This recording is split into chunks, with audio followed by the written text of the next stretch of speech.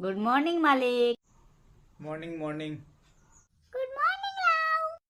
আর চুপ কর রে, নির্লজ্জ মহিলা। মহিলা হইও না, শুনতে ভালো লাগে না। আমি এখন জবান নানি, শিলা কি জবান? হইছে চুপ কর। আজকে কিতা বানানো হইব মালিক?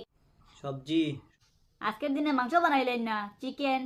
আমার ইচ্ছা, আমার যেটা ভাল লাগবে আমি ওটা বানাইমু। তে আমি বনতাম না তারার লগে। কেন রে? কেন মানে বেগুন আস্তা চাপটাইয়া বই থাকা আস্তা কড়াইয়ের মধ্যে পুরা।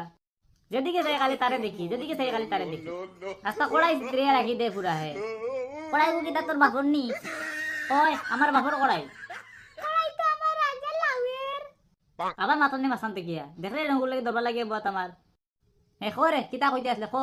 তুই আজকে বন্ধ করে আপন হইতে পারছত নি চরিত্র গুণা কানের। দেখো মালিক খুব খারাপ হয়ে যাবে কিন্তু এ আমার চরিত্র নিয়ে কথা কর, আমার চরিত্র বাজে কর। এটা করলে কিন্তু খুব খারাপ হইব মালিক, পরে সান্তারা দেখতো না আজকে রাত্রে।